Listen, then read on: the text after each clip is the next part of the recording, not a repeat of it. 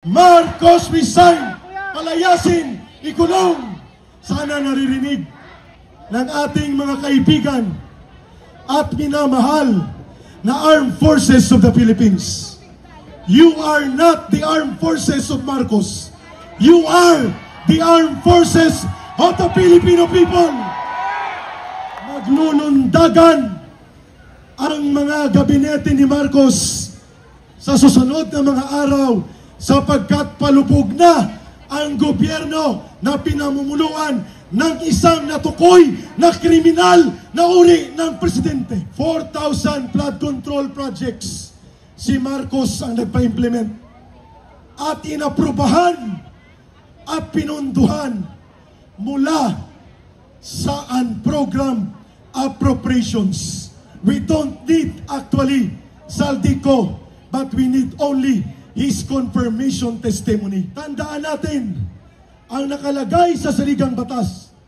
The armed forces shall be the protector of the state and the people.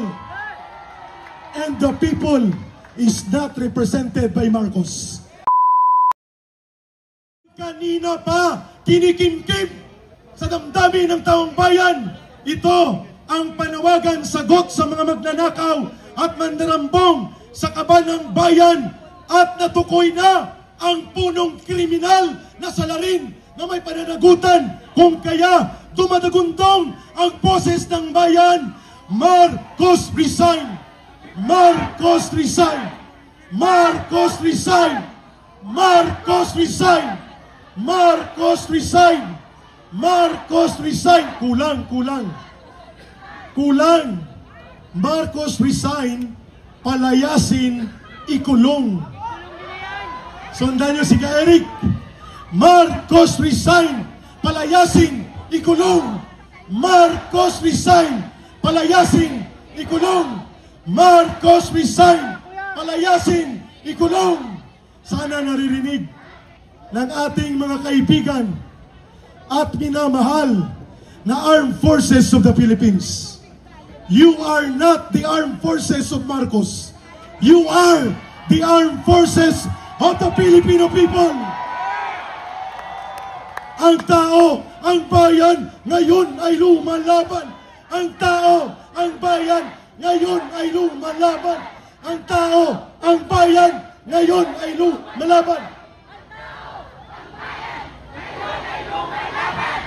At ang paborito ng lahat para marinig ni Marcos at alam ito ni Giselle, sana balikan mo ito. Bayan, bayan, bayan ko! Bayan, bayan, bayan ko! Di patapos ang laban mo! Di patapos ang laban mo! Gobyernong magnanakaw! Gobyernong magnanakaw! Labanan mo, itakwil mo! Labanan mo, itakwil mo! One more time with feelings. Bayan, bayan, bayan ko! Bayan, bayan, bayan ko! Di patapos ang laban mo! Di patapos ang laban mo! Gobyernong magnanakaw! Gobyernong magnanakaw! Labanan mo, hukban mo! Labanan mo, hukban mo! Ayun! Tapos na po ang maliligayang araw ng gobyerno ni Marcos. This is now only a matter of days or a matter of several weeks. Maglulundagan ang mga gabinete ni Marcos sa susunod na mga araw sapagkat palubog na ang gobyerno na pinamumuluan ng isang natukoy na kriminal na uri ng presidente. At hindi na mapipigilan ang paniningil ng taong bayan. Huwag niyong kalimutan, 4,000, take note, 4,000 flood control projects si Marcos ang nagpa-implement at inaprubahan at pinunduhan mula sa program appropriations. We don't need actually Saldico, but we need only his confirmation testimony. Sinabi na mismo ng DPWH, sinabi ng DBM, si Marcos ang nagpa-release ng 4,000 flood control projects. Pinunduhan sa unprogrammed appropriations. Wala pa dyan ang 100 billion pesos.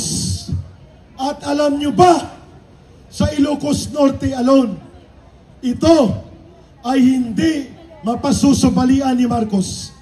31 billion pesos ang infrastructure project doon sa Ilocos Norte, kasama ang iya anak at ang kontraktor, mga diskaya. Tapos, papaniwalain tayo na mag-iimbestiga. Yan ay malaking kalokohan. Ginagawa niyang bobo ang mamamayan, pero actually, siya ang tarantado. Ano ulit ang panawagan? Marcos resign, palayasin. Kulang yun. Marcos resign, palayasin, ikulong. Marcos resign, palayasin, ikulong. Marcos resign, palayasin, ikulong. I-shortcut ko na. Lahat ng ito ay matatapos sa mapayapang paraan, legal, constitutional, kung mag-withdraw ng support ang Armed Forces of the Philippines mula kay Marcos. Yan ay legal, yan ay lehitimo, yan ay napatunayan sa kasaysayan. Tapos na ito. Marcos will be nothing without the Armed Forces of the Philippines, without the Philippine National Police.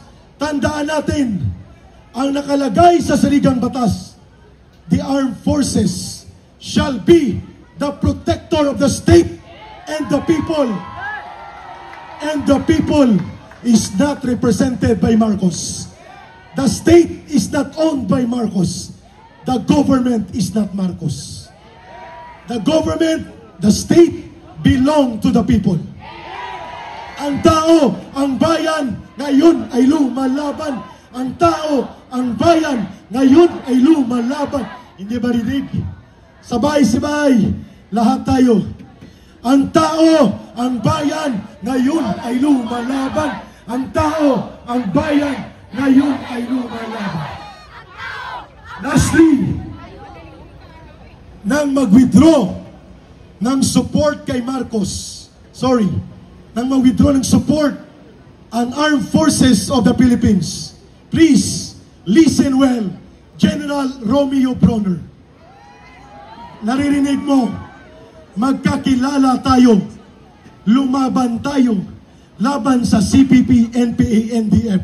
But I have to tell you this, nang mag-withdraw ng suporta kay Joseph Estrada, ang Armed Forces of the Philippines, na pinamunuan noon ni late General Angelo Reyes, sumama ang Philippine National Police, kasama si Ping Lacson dyan, napilitan siya.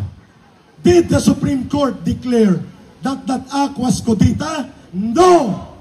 Did the Supreme Court declare that it was act of mutiny? No! Anong sabi ng Korte Suprema? It is a legal option within the bounds of the Constitution for the armed forces to withdraw their support to an inutil and criminal commander-in-chief. Sabayan niyo po si Ka-Eric. Kay sarap mabuhay sa sariling bayan. Everybody please stand up. Everybody please na nakaupo.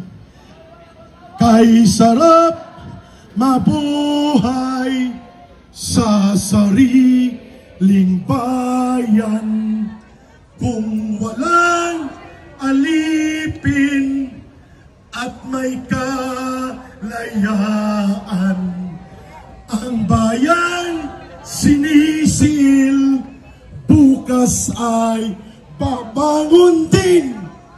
Ang silangay pupula sa timyas ng paglaya.